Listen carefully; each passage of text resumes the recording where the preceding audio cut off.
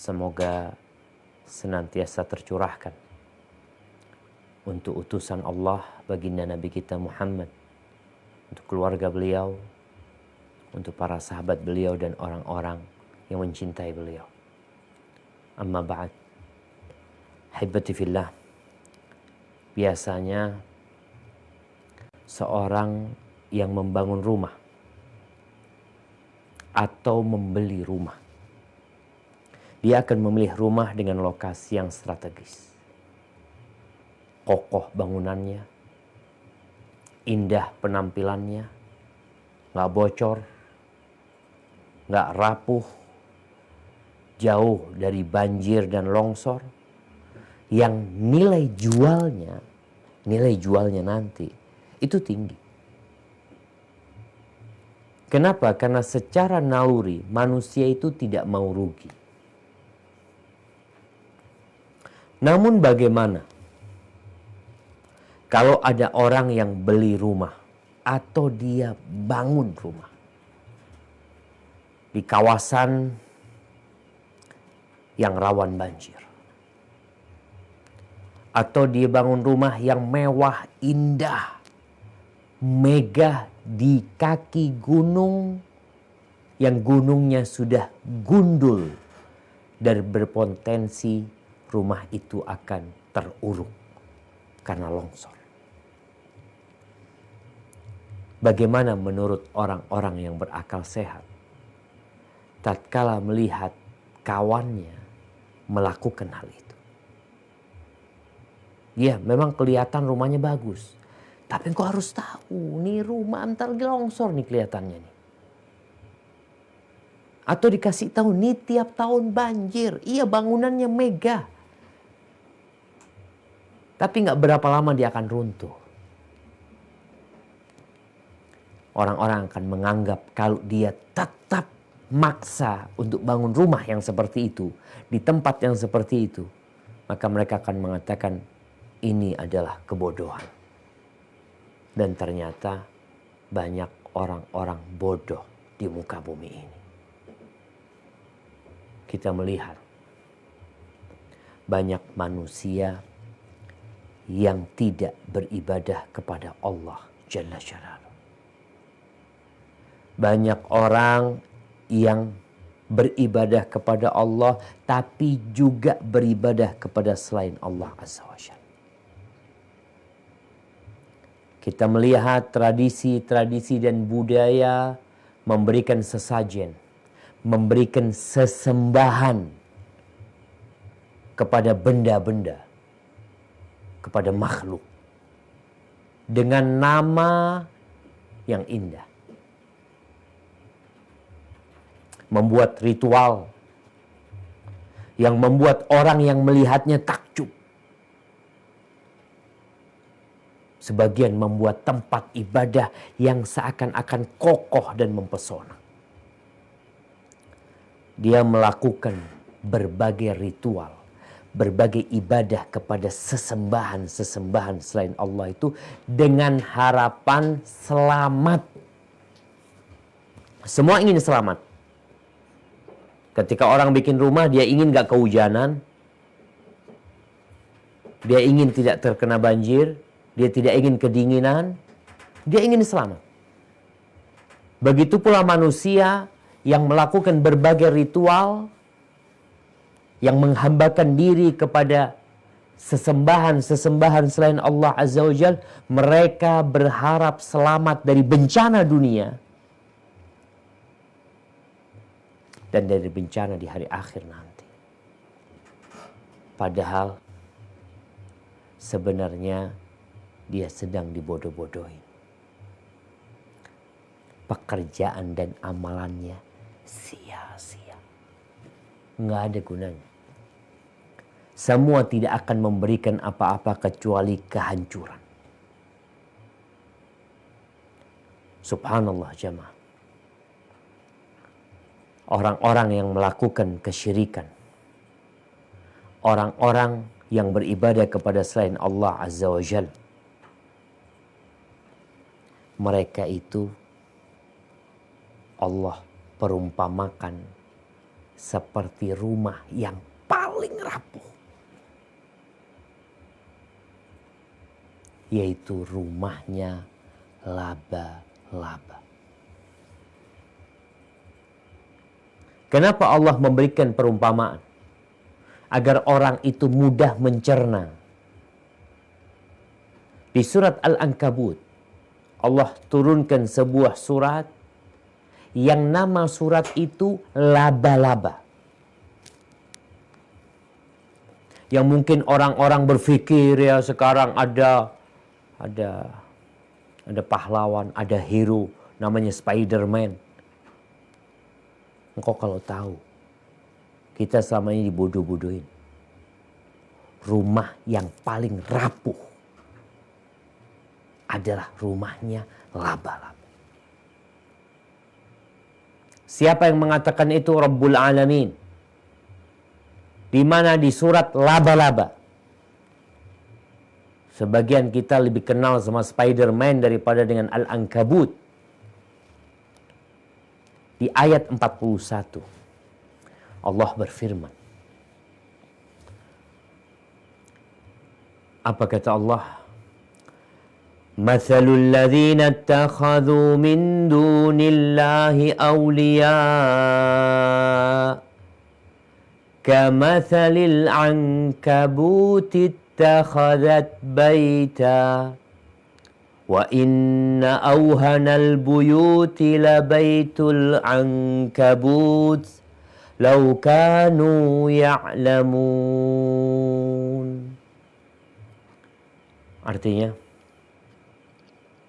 perumpamaan orang-orang yang pelindung selain Allah adalah seperti laba-laba yang membuat rumah. Dan sesungguhnya yang paling lemah ialah rumah laba-laba. Sekiranya mereka mengetahui. Subhanallah jemaah. Orang kalau cari pelindung selain Allah, beribadah kepada selain Allah, menyembah selain Allah, maka dia seperti laba-laba. Laba-laba betina seakan-akan yang membuat rumah. Pernahkah kita memperhatikan bagaimana laba-laba membuat rumah?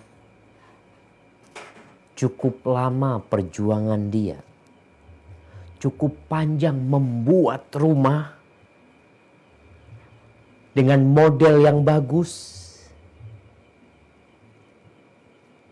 Yang kalau dilihat oleh orang indah, kokoh dan kuat.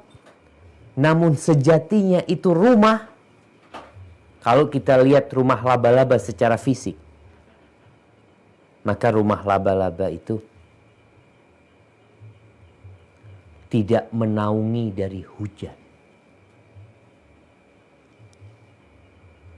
Antum kalau lihat binatang-binatang lain, ketika buat rumah, dia ingin rumahnya itu nggak kena hujan, nggak kena matahari. Dia bikin rumah yang menyelamatkan dia. Untuk laba-laba tidak. Dia bikin rumah yang terbuka. Kemudian kalau dilihat, indah dia. Dengan model yang berputar-putar, ya Allah, gimana bikinnya dia. Tapi kalau antum pakai tangan antum gerakkan ke rumah laba-laba itu, hilang rumah itu jemaah. Usaha dia bertahun atau berjam-jam, entah berhari-hari dia buat rumah itu, hilang, gak ada gunanya. Begitu pula orang-orang yang melakukan kesyirikan. Ini rumah fisik laba-laba. Ana tadi mendengarkan sebuah penelitian tentang laba-laba. Ternyata laba-laba itu, rumah tangga laba-laba itu jahat. Bagaimana sang ibu mengkonsumsi bapaknya. Suaminya itu dimakan sama dia. Ketika dia mau bertelur, dia makan. Kemudian bagaimana tatkala dia bertelur nih laba-laba, nanti anaknya di dalam bungkus telurnya itu saling membunuh, saling memakan mereka untuk bisa berkeluar. Dan nanti ibunya dimakan. Begitu pula orang-orang yang melakukan kesyirikan. Mereka akan saling menyalahkan. Mereka akan meminta supaya orang-orang itu diazab karena dia yang menyesatkan mereka sehingga melakukan kesyirikan. Tapi nggak ada gunanya. Maka orang-orang yang menyembah batu, yang menyembah malaikat, yang menyembah nabi, yang menyembah orang-orang soleh mungkin, ada yang menyembah matahari. Kalau mereka sadar, mereka mau berpikir, kalau ternyata yang mereka lakukan itu yang seakan-akan kokoh, sebenarnya seperti rumahnya laba-laba. Allah memberikan banyak perumpamaan dalam Al-Quran Karim. Sebentar lagi kita akan baca. Di surat Al-Ankabut lagi, surat laba-laba nih. Di ayat 16-17. Allah Jalla Jalaluh menceritakan tentang bagaimana Nabi Ibrahim memberikan pencerahan kepada kaumnya. Yang kaumnya Nabi Ibrahim itu menyembah patung-patung, menyembah planet-planet, bintang-bintang, sebagian menyembah matahari, ada yang menyembah rembulan, semau mereka sembah. Pokoknya mengikuti nafsu mereka. Apa kata Nabi Ibrahim kepada mereka? Di ayat 16-17 Allah berfirman, Wa Ibrahim idh qala liqaumihi i'budullaha wattaquh Dzalikum khairul lakum in kuntum ta'lamun Innama ta'buduna min dunillahi awthanan wa takhluquna ifka Innal ladzina ta'buduna min dunillahi la yamlikuna lakum rizqa Fabtaghu 'indallahi ar-rizqa wa'buduhu washkuru lah ilaihi turja'un. Yang artinya, dan ingatlah Ibrahim ketika dia berkata kepada kaumnya, sembah Allah dan bertakwalah kepadanya. Yang demikian itu lebih baik bagimu jika kamu mengetahui.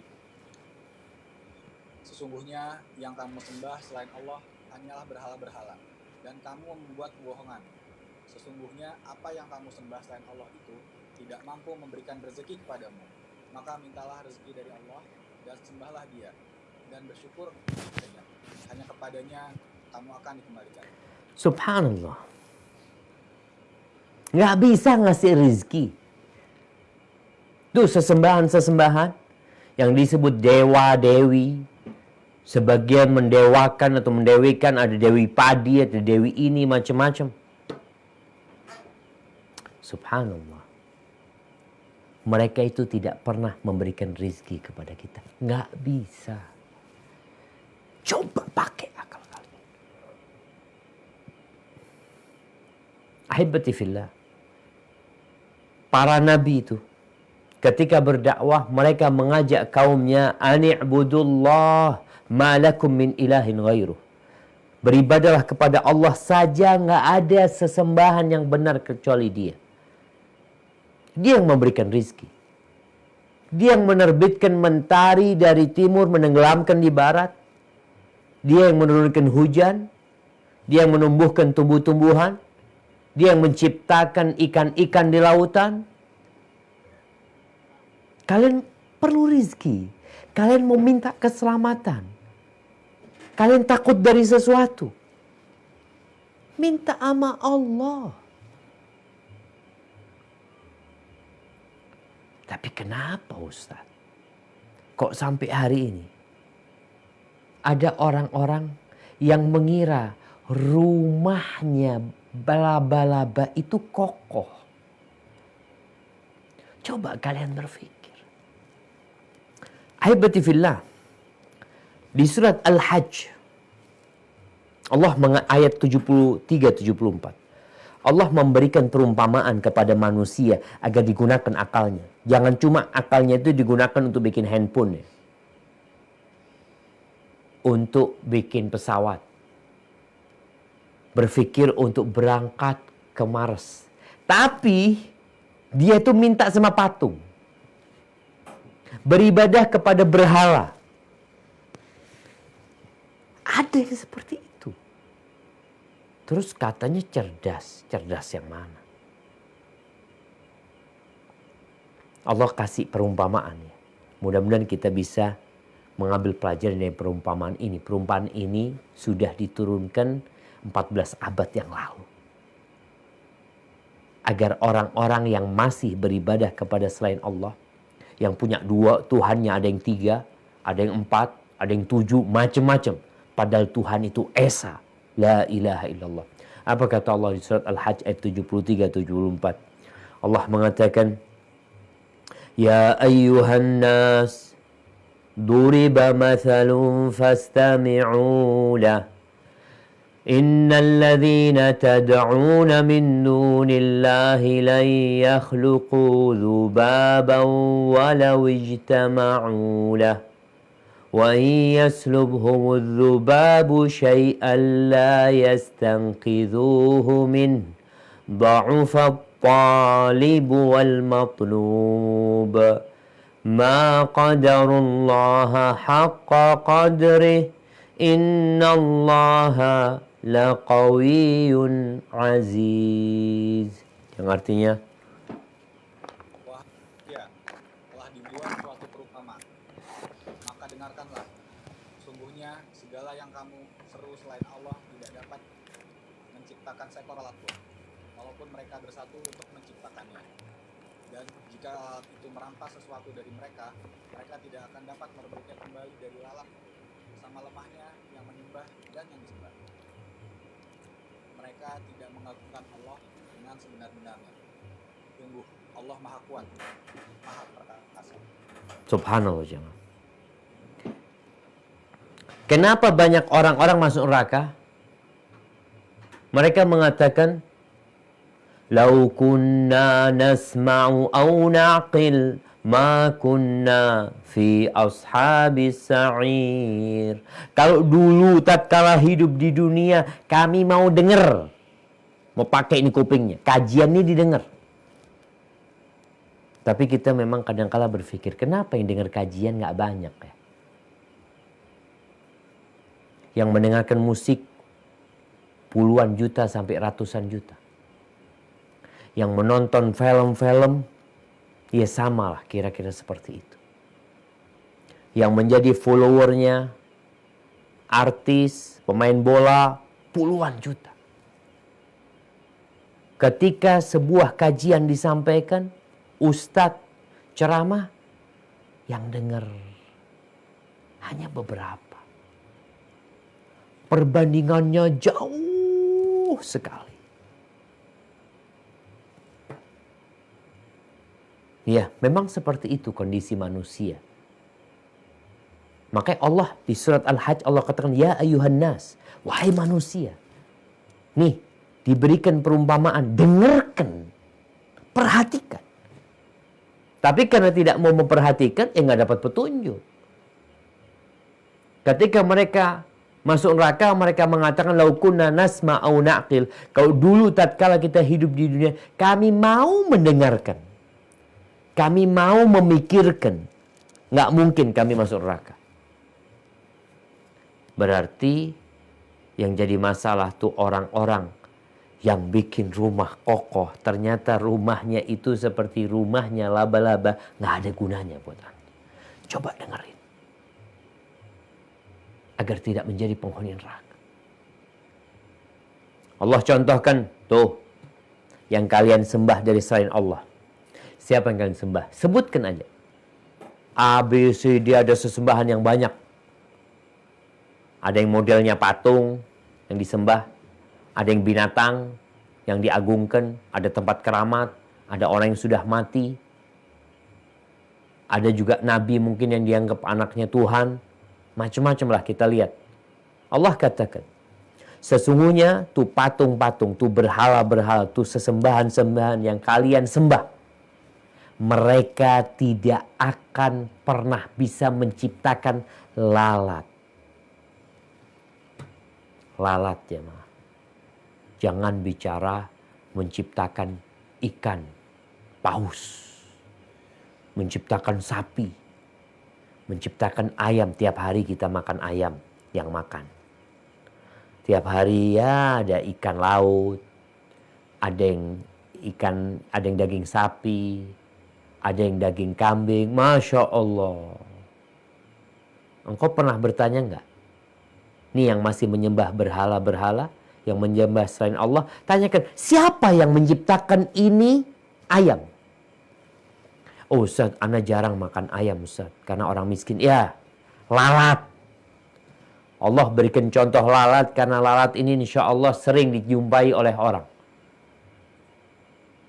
Di rumah kita, di kantor kita, di jalan kita, kita melihat lalat tuh. Kira-kira tuh yang disembah selain Allah, mampu nggak mereka menciptakan lalat? Atau jangan satu, semuanya sudah. Yang disembah selain Allah berkumpul bersatu padu, dikumpulin ya. Di manalah di lapangan tuh. Lalu disuruh bikin lalat. Tuhan ciptakan lalat Tuhan. Kira-kira bisa nggak? Kata Allah, mereka nggak akan pernah bisa bikin lalat. Makanya Nabi Ibrahim alaihissalam ketika menghancurkan berhala-berhala kaumnya, yang kecil-kecil dihancurin, yang besar dikasih kapaknya. Ketika ditanya, "A'anta fa'alta hadha bi'alihatina ya Ibrahim?" Apakah engkau Ibrahim yang menghancurkan berhala-berhala kita ini? Tuhan-Tuhan kita mengatakannya. Dengan Tuhan-Tuhan kita, apakah engkau yang melakukan ini? Kata Nabi Ibrahim, tanyakan sama mereka siapa yang menghancurkan kalian. Tanyakan. In kanu yantiqun. Bal fa'aluhu kabiruhum hadha. Yang menghancurkan yang paling besar itu. Tanyakan kepada mereka. Terus mereka baru mikir, iya, masa mau tanya sama patung? Padahal selama ini disembah. Sekarang udah gak usah disembah, ditanyain aja. Tanya sama patung itu, Mas, siapa yang menghancurkan kalian ini? Mana orangnya? Gak akan bisa. Makanya Allah berikan contoh di surat Al-Hajj ini dengan nyamuk. Biasanya kan ada sesembahan yang diberikan kepada ya berhala-berhala, apalah yang mereka sembah. Kira-kira kalau ada orang yang ngambil sesajen yang diberikan kepada selain Allah itu, mereka akan mengatakan apa? Hati-hati, nanti engkau kualat, nanti engkau kena musibah. Sampaikan, gimana kena musibah? Tuh lalat ngambil, hinggap di sana, dia nggak bisa berbuat apa-apa. Nggak bisa berbuat apa-apa. Lalat ini lemah. Patungnya juga nggak bisa nangkep tuh lalat. Namun orang-orang itu tidak mengagungkan Allah sebagaimana semestinya. Ketika terjadi bencana-bencana, mereka istilahkan bencana alam. Iya, betul bencana alam. Tapi siapa yang punya alam ini? Siapa yang punya alam ini? Kita yang menciptakannya.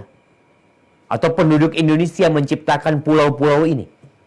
Yang menciptakan pulau Jawa ini orang Jawa, Pak Ustaz. Yang menciptakan pulau Sumatera itu orang Sumatera. Cobalah gunakan akal kita. Gunung-gunung yang tertancap kokoh di muka bumi ini, siapa yang menciptakan? Apakah nenek moyang kita yang menciptakan? Orang yang menggunakan akalnya, dia akan sadar. Ternyata selama ini ritual-ritual yang kau lakukan, peribadatan yang engkau perbuat, tempat-tempat ibadah dibikin kokoh, sebenarnya seperti rumahnya laba-laba. Lalat ke sana dia nggak bisa apa-apa.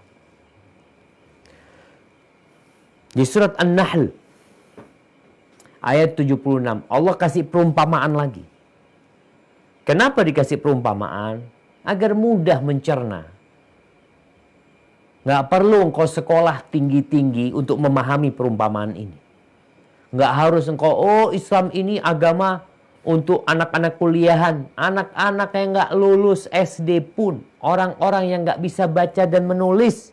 Dikasih perumpamaan itu faham. Maka Allah kasih perumpamaan lagi. Apa kata Allah di surat An-Nahl ayat 76? Allah mengatakan, وَضَرَبَ اللَّهُ مَثَلَ الرَّجُلَيْنِ أَحَدُهُمَا أَبْكَمَ لَا يَقْدِرُ عَلَى شَيْءٍ وَهُوَ كَلٌّ عَلَى مَوْلَاهُ أَيْنَمَا يُوَجِّههُ لَا يَأْتِي بِخَيْرٍ هَلْ يَسْتَوِي هُوَ وَمَنْ يَأْمُرُ بِالْعَدْلِ وَهُوَ عَلَى صِرَاطٍ مُسْتَقِيمٍ. Artinya, dan Allah juga membuat perumpamaan. Dua orang laki-laki yang seorang bisu tidak dapat berbuat sesuatu dan dia menjadi beban penanggungnya. Kemana saja dia disuruh oleh penanggungnya itu, dia sama sekali tidak dapat mendatangkan suatu kebaikan.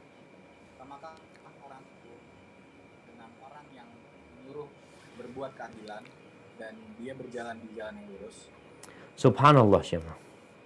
Ini Allah memberikan permisalan dirinya dengan berhala-berhala yang ada. Allah kasih contoh nih, kalau ada orang bisu. Orang bisu itu biasanya tuli. Disuruh apa nggak paham. Dia ngomong kita juga nggak paham. Ini seperti berhala-berhala itu. Yang menjadi beban buat yang menyembahnya. Tuh orang kalau bisu jadi beban buat orang lain. Kita yang harus berusaha memahami dia. Disuruh ini, suruh itu, ternyata salah yang dia lakukan. Karena dia nggak paham. Kita lihat berhala-berhala. Patung itu siapa yang memandikan? Apakah kira-kira berhala yang ada yang disembah itu, kalau malam hari orang-orang tidur, dia turun mandi? Mandi di sungai, mandi di mana? Nggak ada. Dia jadi beban buat yang menyembahnya. Jadi yang menyembahnya ini harus membersihkan dia. Sampai kejadian di kota Madinah ya. Ada seorang anak yang bapaknya ini musyrik. Nyembah patung. Punya patung sendiri. Orang kan bikin patung sendiri di rumahnya. Kadang-kala ada berhala atau apa. Dulu orang-orang musyrikin seperti itu. Akhirnya sama anaknya atau keponakannya ini diambil tuh patung. Dibuang. Dicari lagi kemana patungnya. Dibuang gak bisa balik sendiri jemaah. Setelah ketemu ya. Dibuang ke sampah. Dibersihkan lagi, ditaruh lagi. Dia ngatakan ini orang kurang ajar nih yang buang engkau nih. Nanti berapa hari lagi dibuang lagi. Sampai terakhir sama keponakannya atau anaknya yang lupa. Itu patung diikat sama bangkainya. Diikat sama bangkainya anjingnya. Dibuang. Terus ketika ketemu lagi. Dia mulai berpikir. Dia mengatakan. Kalau kamu Tuhan. Gak mungkin kamu mau diikat sama bangkainya anjing itu. Loh iya. Ini sesembahan-sesembahan jadi beban buat yang menyembahnya. Ini ditinggal tuh. Maka Allah berikan contoh. Seperti orang bisu.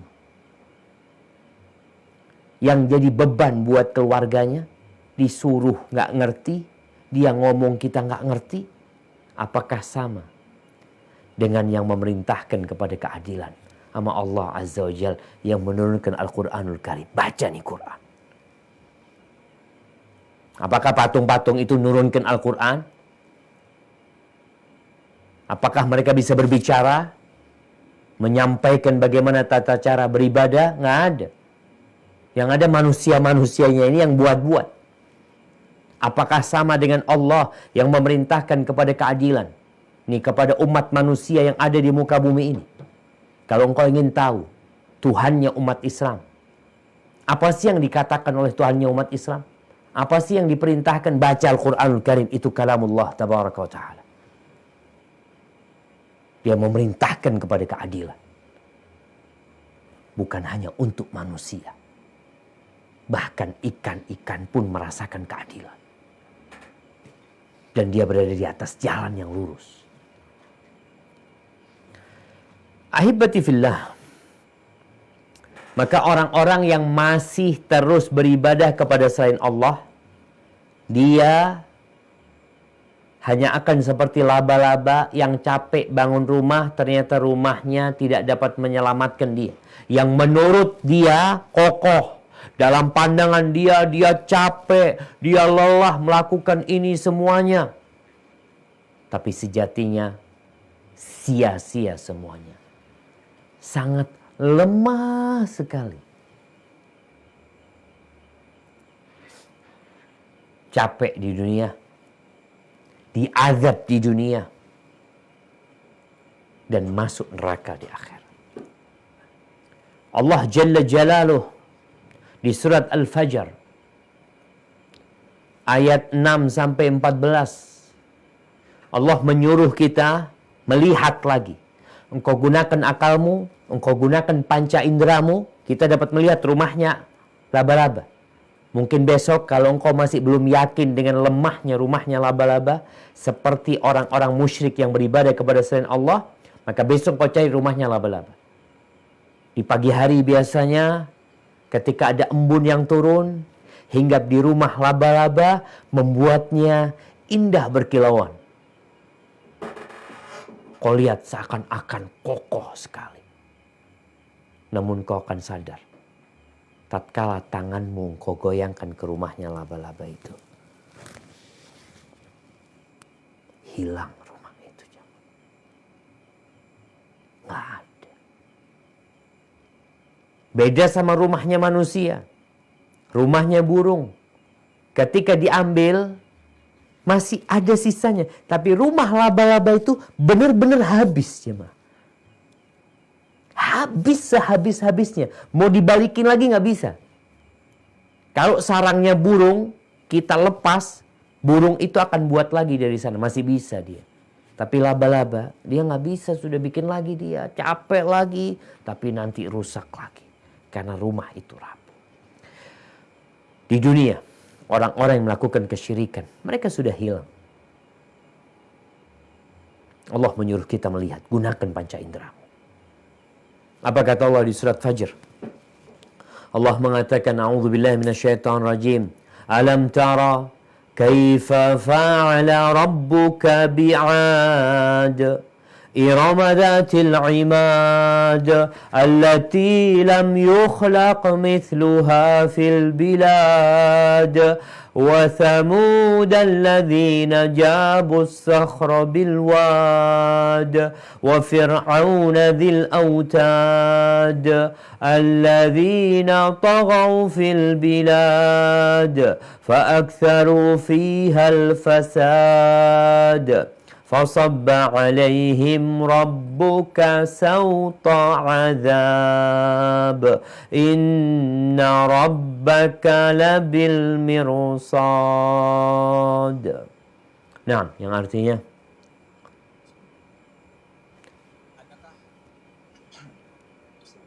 Tidakkah engkau, Muhammad, memperhatikan bagaimana Tuhanmu berbuat kepada kaum Ad, yaitu penduduk Iram atau ibu kota kaum Ad yang mempunyai bangunan-bangunan yang tinggi, yang belum pernah dibangun suatu kota seperti itu di negeri-negeri yang lain. Dan terhadap kaum Samud yang memotong batu-batu besar di lembah.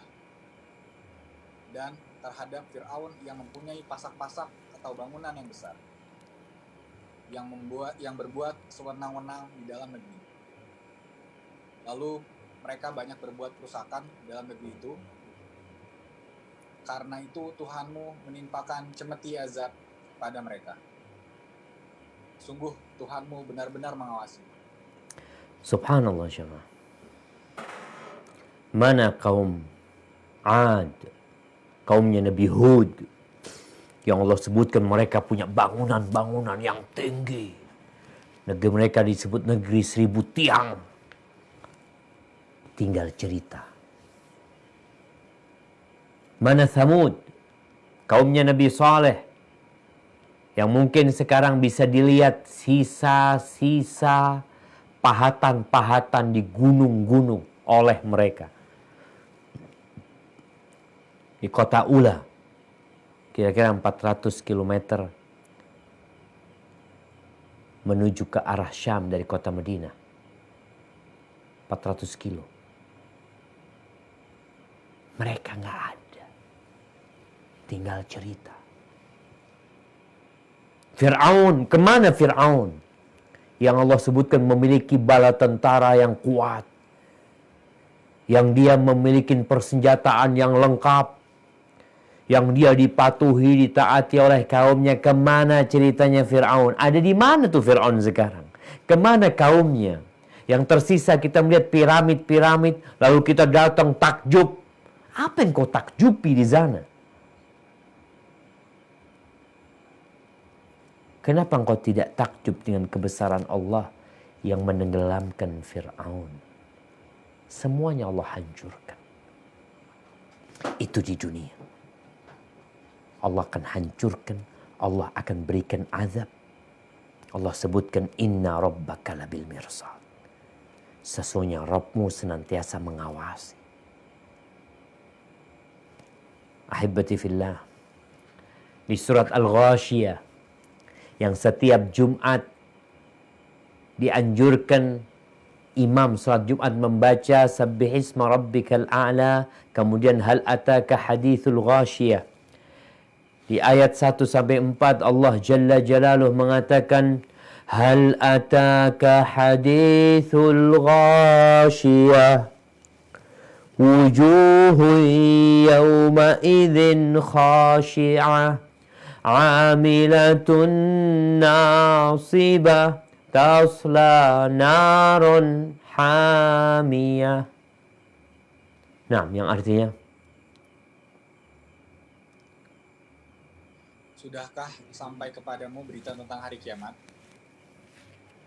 Pada hari itu banyak wajah yang tertunduk hina karena bekerja keras lagi kepayahan. Mereka memasuki api yang sangat panas atau neraka. Barakallahu fikum. Ya jemaah. Tuh. Mereka capek di dunia. Mereka lelah. Mereka seakan-akan membuat rumah yang kokoh. Ternyata rumah yang dia buat, amal-amal ibadah yang mereka kerjakan selama di dunia. Peribadatan-peribadatan yang membuat capek mereka. Nggak berguna apa-apa. Mereka capek, lelah, masuk neraka. Itulah kondisi orang-orang musyrikin. Makanya Allah Jalla Jalaluhu mengingatkan kita yang udah Islam. Jangan kemudian engkau berpikir engkau tidak akan tersentuh dengan kesyirikan. Mungkin saja jamaah. Kalau kita tidak berhati-hati. Jangan pernah berpikir orang Islam yang sudah haji, yang sudah umroh, yang sudah baca Quran, yang udah ngaji, dia itu tidak mungkin melakukan kesyirikan. Di surat Az-Zumar ayat 65, Allah Jalla Jalaluhu mengatakan kepada nabinya, kepada kekasihnya, kepada baginda Nabi kita Muhammad alaihi salatu wassalam. Apa kata Allah? وَلَقَدْ أُوحِيَ إِلَيْكَ وَإِلَى الَّذِينَ مِنْ قَبْلِكَ لَإِنْ أَشْرَكْتَ لَيَحْبَطَنَّ عَمَلُكَ وَلَتَكُونَنَّ مِنَ الْخَاسِرِينَ. Yang artinya,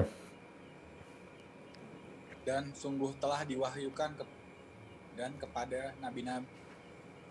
Sungguh, jika engkau mempersekutukan Allah, niscaya akan terhapuslah amalmu dan tentulah engkau masuk orang yang merugi.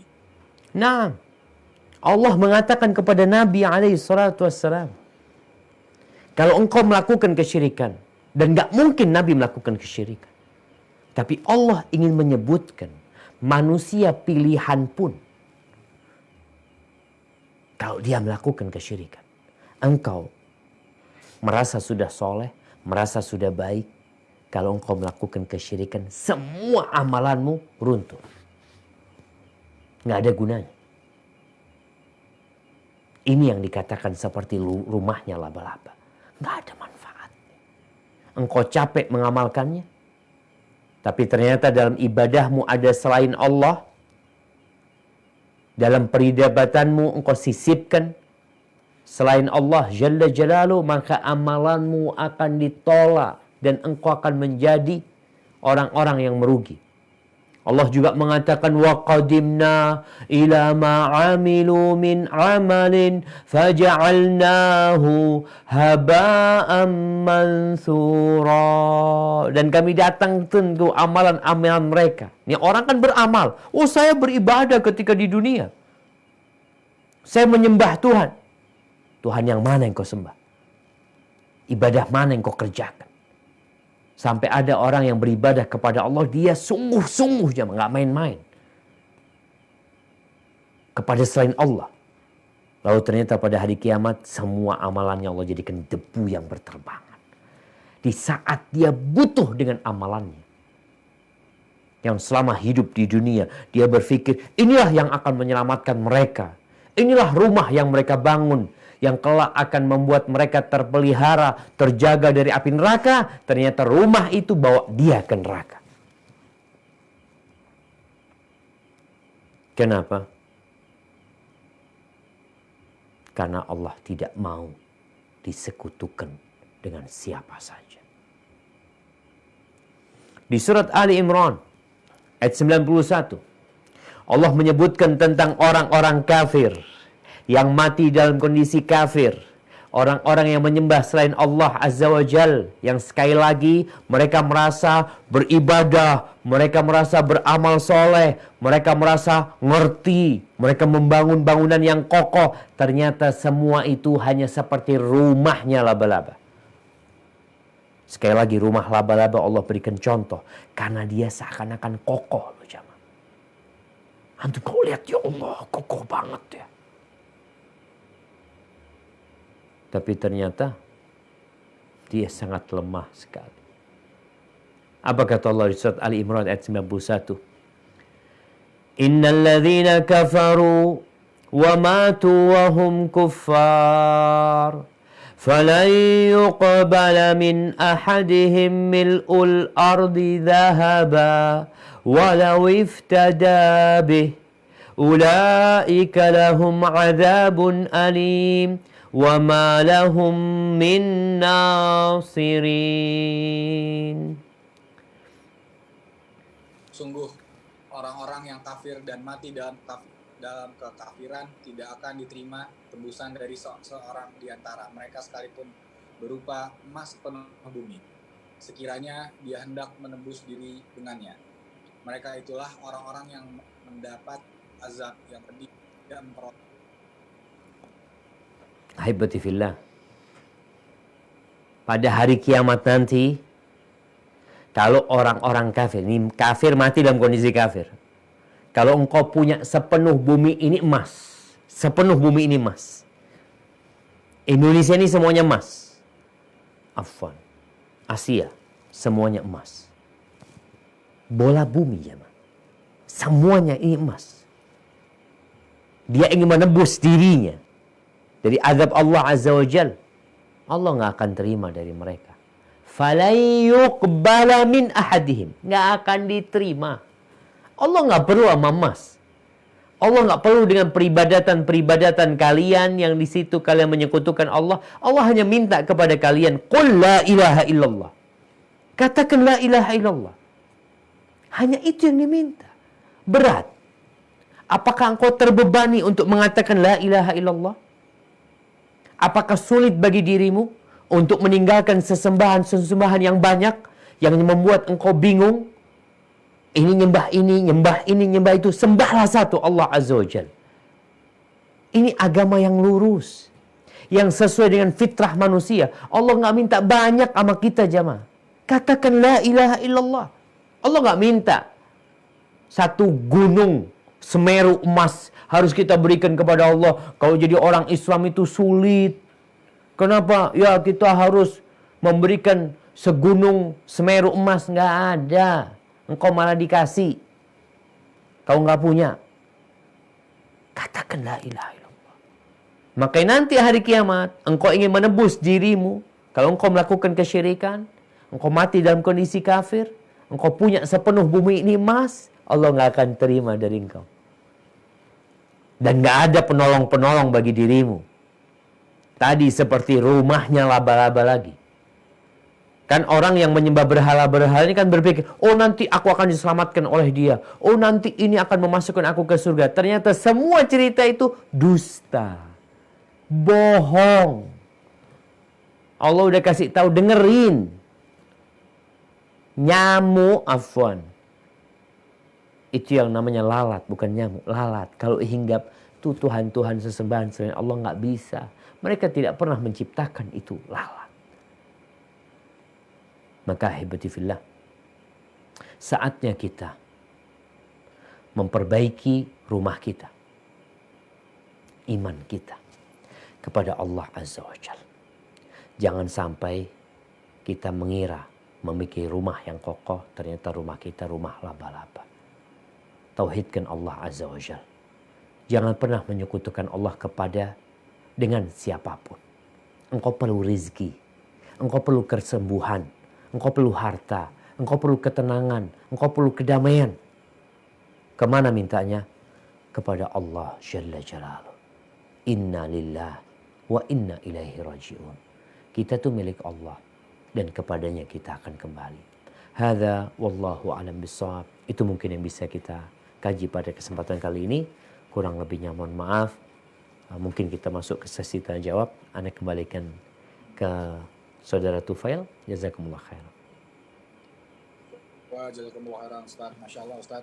Tidak nyangka Ustaz ya, ternyata rumah laba-laba itu jadi suatu perumpamaan yang benar-benar sangat bisa kita ambil dalam kehidupan sehari-hari, apalagi di zaman sekarang ini ya Ustaz.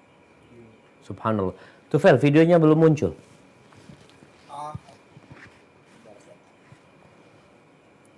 Nah, pakai kamera handphone. Nah, Ustadz, ada pertanyaan nih Ustadz. Izin bertanya,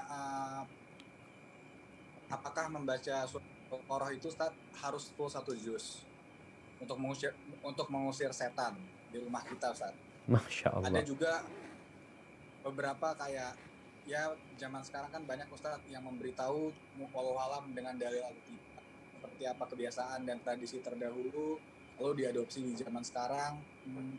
Seperti hal ini bagaimana cara menyikapinya Ustaz? Barakallahu fikum. Ya, tidak disebutkan tradisi seperti apa. Contoh-contohnya kayak tradisi misal Al-Fatihah 1000 kali Ustaz, atau beberapa surat yang dikhusus-khusus semacam yang tidak dicontohkan. Nah, barakallahu fikum. Ya, ahibati fillah. Yang pertama berkaitan dengan surat Al-Baqarah. Ini pertanyaan menunjukkan yang bertanya adalah seorang yang beriman. Dia mengimani bahwa Al-Quran adalah kalamullah yang Allah turunkan sebagai petunjuk bagi umat manusia. Dan dia beriman bahwa Rasulullah SAW adalah utusan Allah yang beliau menyampaikan keutamaan surat Al-Baqarah ini. Yang penyihir-penyihir, setan-setan gak akan mampu.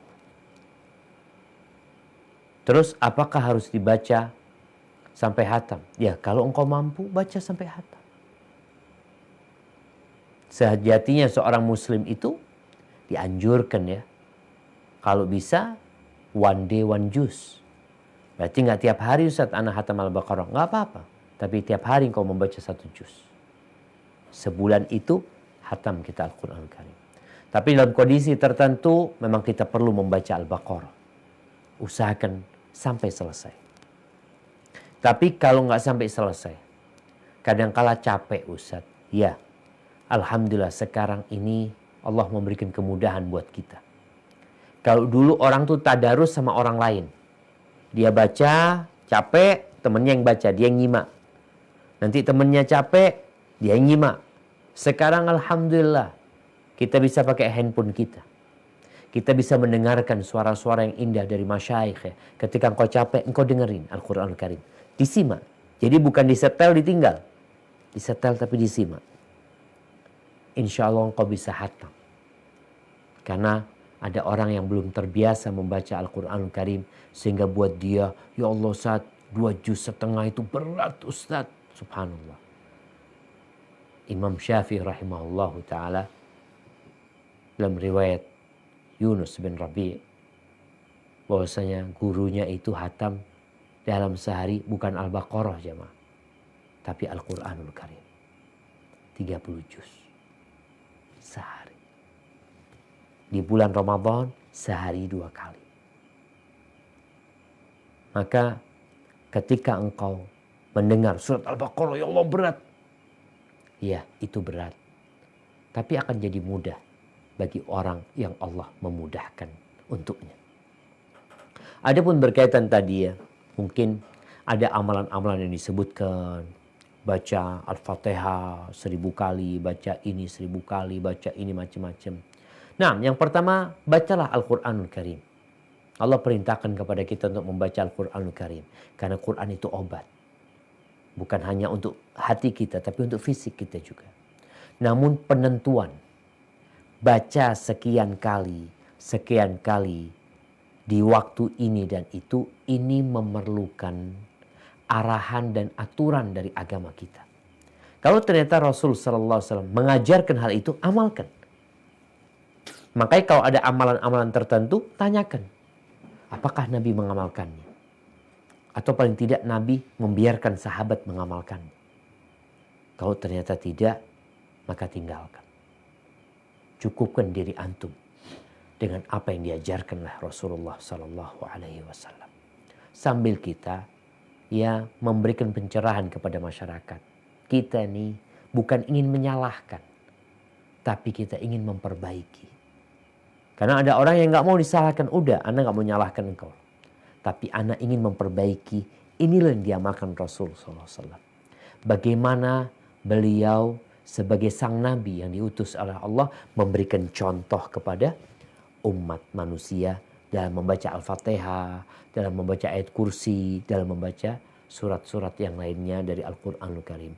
Hadza wallahu a'lam bishawab. Nah, Ustadz, masih menyambung dengan pertanyaan tadi Ustadz.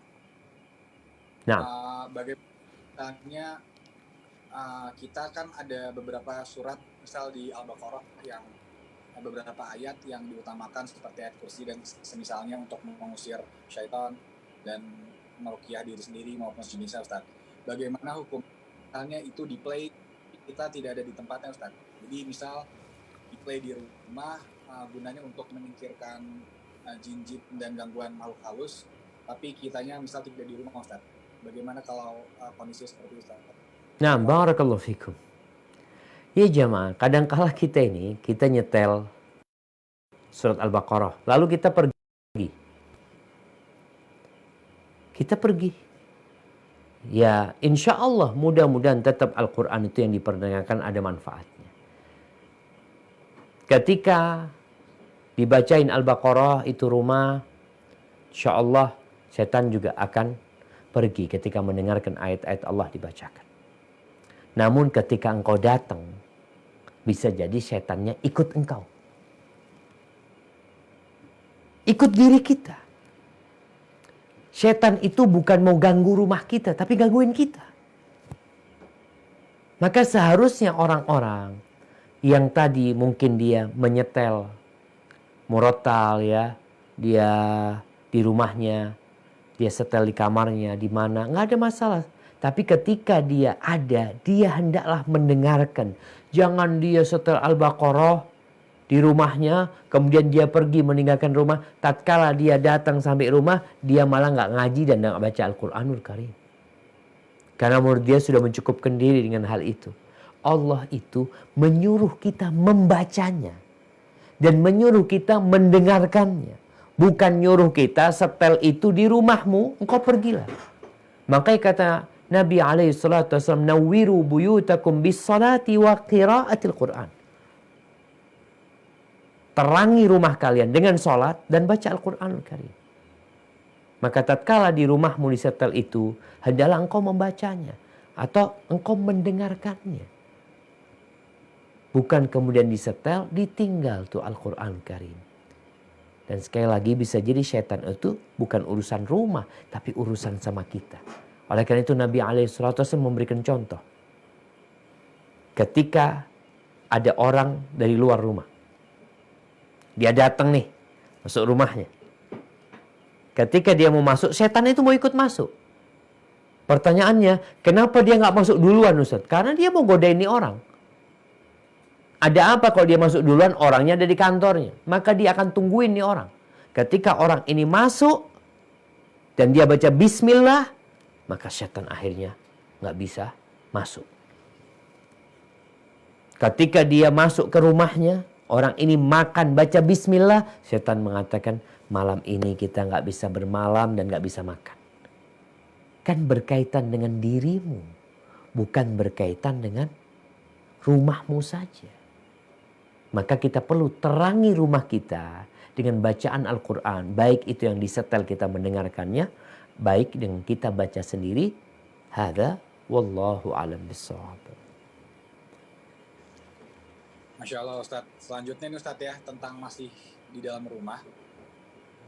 Ini ada pertanyaan dari salah file satu videonya.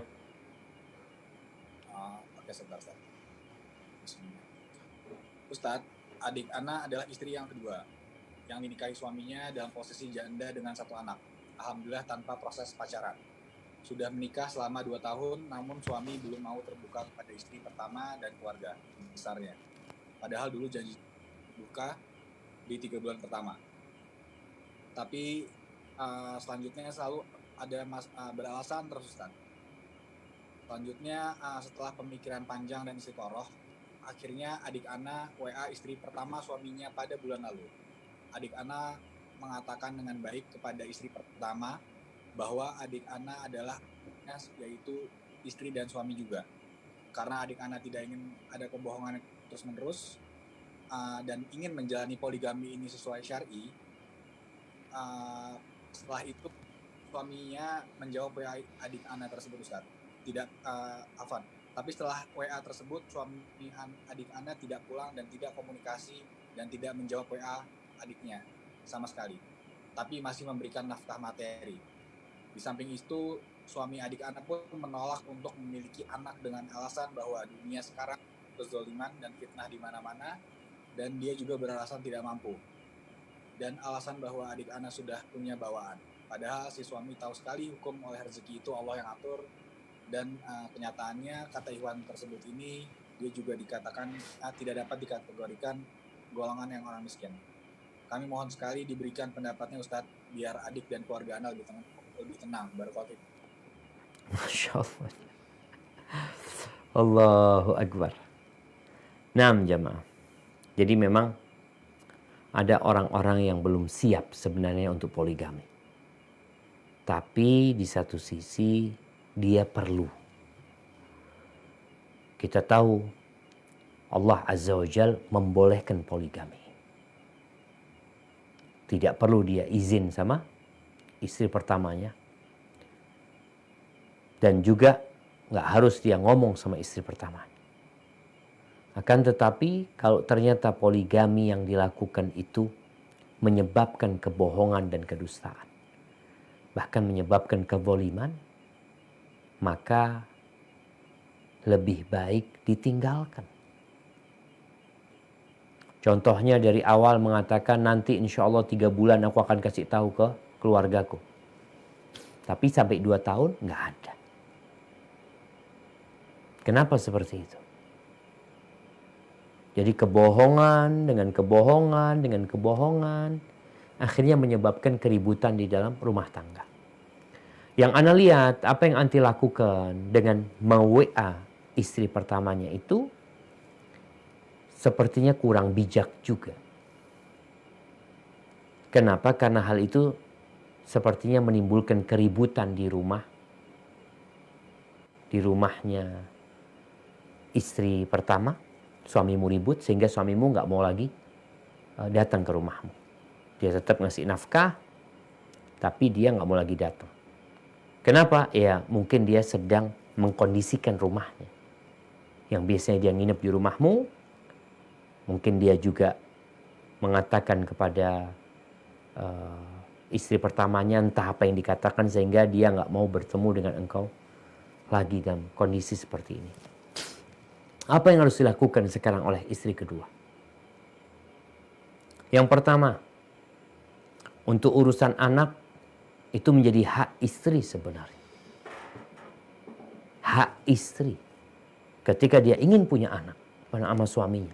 Dan tujuan pernikahan salah satunya, tujuan poligami. Bukan hanya menyalurkan nafsu, tapi memperbanyak umatnya Nabi Muhammad SAW. Kalau ternyata suami tidak menginginkan punya anak, kalau dilihat bukan temporary ya, seakan-akan selama-lamanya dia tidak ingin punya anak. Karena dia mengatakan enggak, istri sudah bawa anak, ini itu kondisi zaman macam-macam, takut enggak mampu. Berarti memang tujuan dia menikah bukan ingin punya keturunan, bukan untuk memperbanyak umat Nabi Muhammad SAW, mungkin hanya sekedar menyalurkan nafsunya. Kalau seperti itu, maka engkau punya pilihan sama suami. Engkau bisa lanjutkan pernikahanmu, atau engkau katakan, kalau engkau tidak mau punya anak, sampaikan kepada suami, oh kayaknya engkau tidak akan pernah membongkar poligami ini. Karena kalau dia punya anak, mau tidak mau, ya harus diurus aktenya itu anak nanti. Dia punya anak juga. Kalau alasannya tadi, oh nggak mampu apa? Emangnya engkau yang ngasih rizki kepada anak-anak? Allah mengatakan, nahnu narzuquhum wa iyyakum. Kami yang kasih rizki kepada anak-anak itu. Ketika anak itu lahir, maka anak itu akan bawa rizki. Maka ana rasa mungkin perlu komunikasi dari pihak keluarga anti dengan laki-laki tersebut. Memperbaiki apa yang kurang pas dalam poligami ini diperbaiki. Insya Allah bisa diperbaiki. Kalau memang dia tidak ingin anti kenal sama istri pertama. Kadang-kala ada istri pertama yang mengatakan nggak apa-apa lah engkau nikah lagi. Yang penting ana nggak dikenalin sama dia. Ana nggak jumpa sama dia. Jadi seakan-akan dia hidup biasa aja. Ada mungkin perempuan yang seperti itu. Tinggal bagaimana berkomunikasi yang baik dengan keluarga atau dengan laki-laki ikhwan tersebut. Yang ana takut memang dia nggak ngasih tahu orang tuanya, nggak ngasih tahu siapa-siapa gitu. Dia ketika dia meninggal dunia, padahal istrinya ini punya hak nantinya yang harus dia tunaikan. Tapi gara-gara tidak ada yang tahu, yang ada dia mati meninggalkan keributan. Meninggalkan dosa nantinya. Maka ana rasa dikembalikan kepada anti. Kalau anti mau melanjutkan, tinggal dikomunikasikan dengan baik sama pihak keluarga suami. Hadza wallahu a'lam bissawab. Oke Ustadz, kita pause dulu dari si pertanyaan tentang keluarga Ustadz, karena sangat banyak ini sebenarnya. Lalu ini ada pertanyaan dulu Ustadz mengenai salah satu tiang agama, yaitu sholat yang paling dicari-cari, yaitu sholat gaib nih Ustadz. Ada iklan yang bertanya, Assalamualaikum, izin bertanya bagaimana hukum sholat gaib. Ana belum memahaminya sama sekali, karena ini sering Ana jumpai tatkala sholat di masjid dekat kantor. Sholat gaib ini dikhususkan untuk warga sekitar yang meninggal karena COVID. Ini selalu dilakukan di masjid tersebut, tetapi Ana tidak pernah ikut melaksanakannya karena belum memahami hukumnya. Yang kedua Ustadz, kalau sholat taubat itu bagaimana ya? Ada bacaan khusus atau hanya niat, dan seperti apa Ustadz utamanya? Barakallahu fikum. Naam jamaah. Ada dua pertanyaan di sini. Yang pertama berkaitan dengan sholat gaib. Sholat gaib ini berkaitan dengan sholat jenazah yang jenazahnya tidak ada di sana. Sholat jenazah yang jenazahnya nggak ada di sana. Orangnya mungkin meninggal di tempat lain, mungkin meninggal di luar negeri, Mungkin meninggal di luar pulau, kemudian disolatkan umpamanya di Masjid Ar-Rahmah, di Selipi umpamanya. Atau disolatkan tadi di masjid dekat kantor umpamanya. Apa hukum salat gaib ini? Jadi sejatinya Rasulullah SAW itu pernah melaksanakan salat gaib ketika Najasyi meninggal dunia. Ingat, ketika Najasyi meninggal dunia, Raja Habasyah, yang Rasul SAW menyuruh para sahabatnya hijrah ke sana, dan Najasyi masuk Islam. Nabi SAW mendapat informasi dari Jibril, maka beliau menyuruh para sahabat untuk mensolatinya, dan Nabi mengimami mereka mensolati Najasyi. Dari sinilah disimpulkan oleh para ulama diperbolehkan sholat gaib. Tapi kepada mayit yang seperti apa yang disolatin gaib? Yang pertama jelas untuk mayit yang tidak disolatin. Mayit ini hilang, Ustaz. Umpamanya ada anak jatuh di laut kemudian hilang. Mungkin dimakan ikan hiu, atau ada yang dimakan oleh binatang buas umpamanya di hutan, atau dimakan buaya di sungai ya. Ada banyak kejadian. Benar-benar orang ini nggak disolatin. Atau dia meninggal di tempat yang memang nggak ada orang muslim. Ketika itu dia dalam perjalanan lalu mati di sana. Maka ini wajib disolatin tatkala itu. Karena memang belum disolatin dia. Ini menjadi hak dia untuk disolatin. Tapi kalau dia sudah disolati di sana, maka terjadi khilaf di antara para ulama. Apabila dia sudah disolatin. Ini orang udah disolatin, kenapa disolatin lagi gitu loh. Maka terjadi khilaf di antara para ulama. Sebagian mengatakan, ya, yang disolati itu adalah orang yang memiliki kedudukan besar dalam Islam ini. Sebagaimana Nabi mensolati Najasyi, seorang raja. Kemudian tidak ada riwayat Nabi mensolatin yang lainnya pada waktu itu. Sampai beliau meninggal dunia, sallallahu alaihi wasallam. Tapi hukum salat gaib tetap berlaku. Kemudian ada yang mengatakan, ya kalau sudah disolati, ya nggak perlu disolatin. Namun kalau ingin mensolatin, maka sebagian ulama membolehkan bagi kita untuk mensolati salat gaib tersebut. Wallahu a'lam bishawab. Yang anda lihat pendapat yang lebih kuat itu, ya kita nggak sholat gaib terus ya. Bukan akhirnya di masjid tiap 5 waktu sholat. Yuk sholat gaib. Jenazah yang mana nih? Ini jenazah yang longsor, sholat gaib. Nanti zuhur, sholat gaib lagi yuk. Yang mana ini? Sampai ada sebagian orang itu yang mensolatin gaib Nabi Muhammad SAW. Ada kelompok yang seperti itu. Kan sudah meninggal Nabi SAW. Ya kita sholat gaib. Kita kan waktu itu masih belum lahir gitu. Maka hendaklah kita memahami khilaf yang terjadi para ulama. Anda lihat pendapat yang lebih kuat. Yaitu kalau orang itu memang orang yang punya kedudukan yang tinggi ya. Sehingga kita ikut mensolatin gaib. Mereka nggak ada masalah. Tapi kalau umpamanya orang-orang yang memang kena COVID Ustadz. Karena di kampung ini kita nggak bisa mensolatin dia Ustadz. Kita ini dilarang untuk ke kuburannya juga dilarang. Akhirnya mereka mensolatin gaib. Semoga nggak ada masalah. Tapi yang lebih penting buat kita, karena dia sudah disolatin, berarti hak dia sudah ditunaikan. Yang kita lakukan adalah mendoakan orang-orang yang meninggal itu jamaah. Hadza wallahu a'lam bishawab. Nah.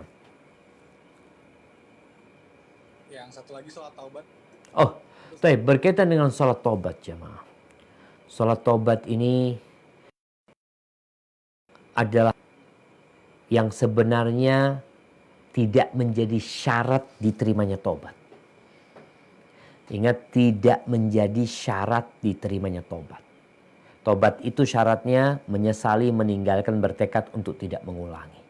Namun Rasul SAW menganjurkan ketika seorang berbuat dosa, kemudian dia menyesali dosa itu. Untuk menyempurnakan taubatnya, dia berwudu. lalu dia sempurnakan wudhunya, kemudian dia sholat 2 rakaat. Dalam sholatnya itu dia khusyuk, tidak berbicara dengan dirinya, tidak kemana-mana, maka Allah akan ampuni dosa dia. Maka tidak ada bacaan khusus sebenarnya dengan sholat taubat ini. Dan sholat taubat itu bukan sholat rutinitas ya. Yang rutin itu ya sholat wajib kita, sholat sunnah yang kita kerjakan, ada sholat duha, sholat malam, itu sholat yang dikerjakan rutinitas. Tapi sholat taubat ini sholat yang insidental. Ketika terjadi sesuatu, kita benar-benar telah berbuat dosa besar dan kita hendak bertobat, maka kita sholat. Apa bacaannya? Bebas yang dibaca. Kapan saja dia hendak bertobat, maka dia lakukan sholat itu. Yang penting tidak di waktu-waktu larangan. Seperti habis subuh, ya, habis sholat subuh, atau ketika matahari terbit. Tidak boleh juga ketika matahari di tengah. Nggak boleh juga ketika selesai sholat asar sampai matahari terbenam. Dan ketika matahari terbenam. Hadza wallahu a'lam bissawab. Na'am. Ustadz, ini ada beberapa pertanyaan yang mungkin Ana rangkum jadi satu, Ustadz ya.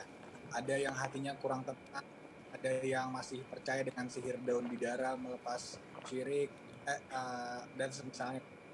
Bagaimana untuk meminimalis hal-hal seperti ini, dan apa mungkin kita harus lebih serius dalam baca doa pagi sore, Ustadz? Karena untuk dihindarkan sihir dan Afwan tadi. Yang berkaitan dengan daun bidara apa maksudnya? Ustadz, mohon penjelasannya mengenai kepercayaan daun bidara mencegah sihir yang dikaitkan dengan syirik. Yang dikaitkan dengan syirik. Taib jamaah. Berkaitan dengan daun bidara. Ya, memang tatkala kita sakit, ada penyakit-penyakit yang kadangkala kita nggak tahu ya. Udah ke dokter ini itu kok kayaknya ada nggak bener ini. Daun bidara bisa digunakan untuk berobat. Baik itu diminum ya, baik itu ditumbuk. Ada beberapa riwayat yang menyebutkan dia ditumbuk ya, kemudian dibuat mandi. Dan insya Allah itu manjur. Tapi kalau bicarakan syirik, kita itu nggak boleh yakin sama daun bidara. Daun bidara ini cuma sebab, cuma sarana. Sebagaimana kita nggak boleh percaya sama obat ini yang menyembuhkan. Enggak, obat nggak menyembuhkan. Yang menyembuhkan Allah Azza wa Jalla. Begitu pula dengan daun bidara. Sehingga tatkala kita ini mengobatin diri kita dengan berbagai macam pengobatan alternatif, mau minum madu, mau minum habbatus sauda, mau daun bidara, maka ingat semua itu hanya sebab. Yang sebab ini disebutkan dalam syariat kita, kita pakai. Tapi kita nggak boleh bersandar kepada sebab itu. Karena tetap Allah Jalla Jalaluhu yang menyembuhkan kita. Terus bagaimana sebenarnya tugas kita atau apa yang kita lakukan agar kita terhindar dari sihir ya, agar terhindar dari berbagai macam hal-hal mistik umpamanya dari jin. Maka zikir pagi dan petang dibaca. Kemudian ketika engkau sendirian juga tetap berzikir. Ketika engkau mau tidur berzikir. Masuk kamar mandi berzikir. Keluar berzikir. Keluar rumah berzikir. Masuk rumah berzikir. Naik kendaraan berzikir. Masuk pasar berzikir. Ketika ada angin kita berzikir. Turun hujan berzikir. Jadi kita itu membentengi diri kita dengan zikrullah tabaraka wa ta'ala. Allah mengatakan fadhkuruni adzkurkum. Ingatlah kepada aku akan ingat kepadamu. Maka zikir itu harapannya bagaimana Allah ingat sama kita dan kita dijagain sama Allah SWT. Jadi berkaitan dengan tadi daun bidara itu hanya sebab yang kita pakai, tapi bukan itu yang menyembuhkan kita. Allah Jalla Jalaluhu yang menyembuhkan kita. Itu hanya sebab. Sekali lagi, jangan sampai kita kemudian menjadikannya penyembuh. Artinya, kalau nggak daun bidara nggak sembuh antum. Ini yang menyembuhkan. Yang menyembuhkan itu Allah Jalla Jalaluhu. Hadza wallahu a'lam bissawab. Nah. Ustaz, kita kembali lagi ke pertanyaan tentang seputar rumah tangga ya, Ustaz. Assalamualaikum, Ustaz. Waalaikumsalam warahmatullahi wabarakatuh. bagaimana kalau misalnya Tufel, saya videonya nggak kelihatan nih. Ustaz. Ustaz, Assalamualaikum. Waalaikumsalam Mohon mau tanya, warahmatullah. saya punya keluarga yang broken home. Jadi ibunya kebetulan tukang selingkuh, Ustaz.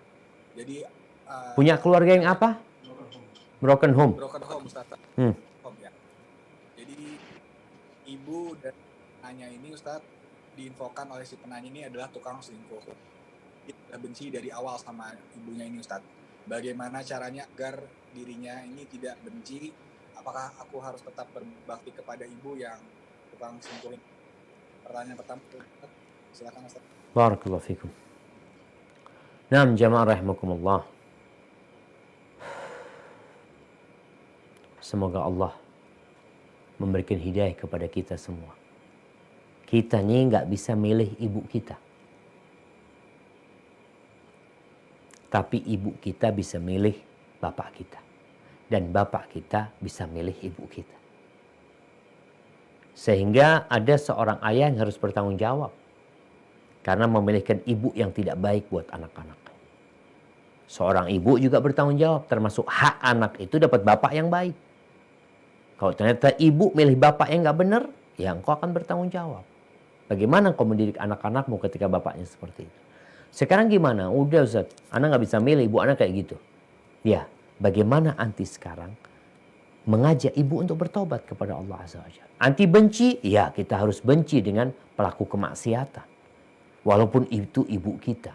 Kita cinta secara fitrah sebagai ibu, tapi kita benci kepada dia sebagai seorang yang melakukan dosa.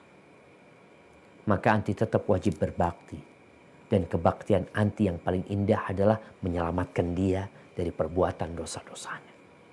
Maka tetap berbuat baik ya, cari waktu yang tepat untuk diskusi sama ibu, untuk ngasih nasihat ibu. Kalau bicara broken home kayaknya ibunya udah bercerai ya sama bapaknya, mungkin yang harus dilakukan sampaikan kepada ibu. Ibu menikahlah. Bertobatlah kepada Allah. Allah itu menghalalkan pernikahan dan mengharamkan perzinahan. Dengan cara seperti itu semoga Allah Azza wa Jalla memberikan hidayah kepada ibu anti. Hada wallahu a'lam bishawab. Tufel, kayaknya kita masuk ke pertanyaan terakhir nih. Tafadhol. Yang terakhir mungkin. Wah, kata bila Afar Ustaz, nggak apa-apa Ustaz kalau memang seperti itu. Oke Ustaz, ini mungkin ada pertanyaan tentang keluarga lagi Ustaz. Ustaz, ada ikhwan menjalani rumah tangga kurang lebih 10 tahun. Banyak permasalahan yang dihadapinya dengan istri yang mulai kabur dari rumah dan semisalnya. Ya, istrinya kabur dari rumah. Ikhwan ini hanya diam kabur saat dari rumah. Jadi, ke rumahnya tetangga. Kurang lebih setahun. Apa dia kabur dari rumah. Nikah udah berapa lama? 10 tahun. Udah 10 tahun. Siap. Panjang nih Ustaz. Habis itu jadi pertamanya ini hanya diam. Jadi nggak ada yang mengatakan pisah. Pertamanya awal-awal. Lalu setelah berusaha memperbaiki diri dan tidak ingin menceraikannya karena fokus untuk anak-anak, malah akhirnya ikhwan ini memutuskan untuk poligami Ustaz. Nah. Ia malah minta maaf dan ancam bunuh diri dan menyebarkan aib saya ke teman-teman kerja saya. Namun poligami belum terjadi, alih-alih masalah sudah memuncak, kemudian saya mentalaknya karena terlalu sering terjadi keributan. Lalu takut juga Ustaz ya untuk mengganggu kejiwaan anak yang sudah sangat tertekan. Setelah proses perceraian berjalan, ia berusaha untuk menjauhkan saya dari anak-anak. Akan bawa pergi dan tidak mengizinkan saya untuk mengasuhnya lagi jika nanti saya menikah lagi. Dengan alasan sudah menyakiti hati dan anak karena poligami. Ikhwan ini tidak ingin jauh Ustaz dari anak-anak. Tunggu, Afwan, itu kan belum terjadi poligaminya kan? Sepertinya sudah Ustaz. Jadi sebenarnya ini sepertinya dia sudah bertanya ingin poligami tapi jadinya perceraian karena iya, artinya kan dia bercerai dalam kondisi belum poligami kan? Iya. Iya. Jadi end up story-nya saya tidak ingin jauh dari anak-anak dan mereka jadi benci kepada saya, tapi di sisi lain berat menjalani kebersamaan lagi karena tidak menutup kemungkinan masalah-masalah itu terulang lagi. Jadi apakah saya merebut kebahagiaan anak-anak dengan bercerai? Apakah saya egois, Ustadz? Mohon pencerahannya untuk ikhwan kita satu ini, Ustadz. Nah, barakallahu fikum. Ya jemaah, tadi di pertanyaan sebelumnya Anda sampaikan bahwasanya seorang laki-laki itu bertanggung jawab loh, memilihkan ibu buat anak-anak. Sebagaimana seorang wanita bertanggung jawab juga memilihkan bapak buat anak-anaknya. Jadi kalau tadi dikatakan pernikahan selama 10 tahun itu sering terjadi keributan ya, sampai istri kabur dari rumah macam-macam. Berarti ada yang nggak benar di rumah tangga itu. Ada yang nggak benar. Apa yang nggak benar? Mungkin ada dosa-dosa yang dikerjakan di sana. Apalagi tadi disebutkan istri mengancam akan membongkar aib-aib suami. Apa sebenarnya yang terjadi? Maka karena ini sudah terjadi perceraian, nasihat ana buat sang suami hendaklah bertobat kepada Allah Azza wa Jalla. Itu yang pertama. Menikahlah dia. Loh gimana Ustaz, kalau anak nikah nanti akan dijauhkan dari anak? Kan itu ancaman sang istri. Nggak ada urusan sama ancaman dia. Engkau jalinan syariat Allah Azza wa Jalla. Engkau banyak berdoa dan engkau tetap memberikan nafkah kepada istri dan anak. Engkau jaga hubungan baik dengan mertua. Karena kadangkala banyak perceraian itu tidak baik-baik. Yang menyebabkan dampak perceraian ini buruk karena perceraiannya nggak baik. Padahal Allah Jalla Jalla dalam Al-Quranul Karim menyebutkan, فَإِمْسَاكٌ بِمَعْرُوفٍ أَوْ تَسْرِيحٌ بِإِحْسَانٍ. Kalau engkau ingin melanjutkan pernikahanmu dengan cara yang baik. Tapi kalau engkau mau berpisah dengan cara yang lebih baik. Supaya tidak terjadi seperti ini. 10 tahun itu masa yang panjang. Di situ ada benih-benih cinta yang pernah tumbuh. Bahkan ada buah cinta yaitu anak-anak yang dilahirkan. Maka Allah mengatakan wala tansawul fadla bainakum. Kalian jangan melupakan kebaikan yang terjadi di antara kalian. Jadi sang suami tetap setia dengan perceraian yang terjadi. Dia tahu istrinya pernah berbuat baik kepada dia. Istri juga seharusnya setia sama suami, nggak ada masalah. Kalau memang harus bercerai, bercerai. Tapi jangan sampai kemudian memutuskan rahim. Menjadikan anak-anak durhaka sama bapaknya. Maka antum punya PR berat ya. Bagaimana sekarang kondisi istri ini hendak memutuskan hubungan anak sama bapaknya. Bukankah ini dosa besar? Tapi kenapa dia mau melakukan itu? Bisa jadi karena antum tidak pernah mendidik dia dengan benar selama ini. Maka nasihat anak, kalau antum memang mau menikah, tapi bagaimana dalam proses ini, mungkin sekarang kalau belum nikah sekarang, tapi memperbaiki hubungan sama anak-anak, sama istri, walaupun tidak harus balik, katakan kalau kita harus berpisah dengan baik-baik, dan semoga engkau dapat ganti yang lebih baik. Sampaikan kepada dia, semoga engkau dapat suami yang lebih baik dari aku ya. Dan semoga aku bisa menjalani kehidupan ini dengan lebih baik pula. Artinya tolong dijaga hubungan baik dengan mertua, dengan anak-anak, dengan kerabatnya istri, tetap baik sama mereka. Sehingga kalau istri nanti macam-macam umpamanya kemudian memutuskan hubungan anak sama bapaknya, semoga mertua, semoga kakak-kakaknya istri itu bisa menasehati. Kalau engkau menjaga hubungan baik sama mereka. Tapi kadangkala kita ini buruk sama keluarga istri. Akhirnya keluarga istri malah mendukung istri antum. Hadza wallahu a'lam bissawab. Jamaah itu yang bisa Anda sampaikan pada kesempatan kali ini. Kurang lebihnya mohon maaf. Yang benar dari Allah Jalla Jalaluh, yang salah dari diri Anda pribadi.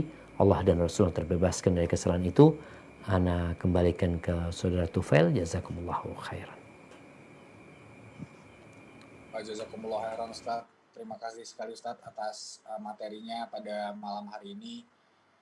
Semoga kita dapat mengamalkan apa yang sudah dibahas ke depannya dan saling bisa mengingatkan sesama muslim.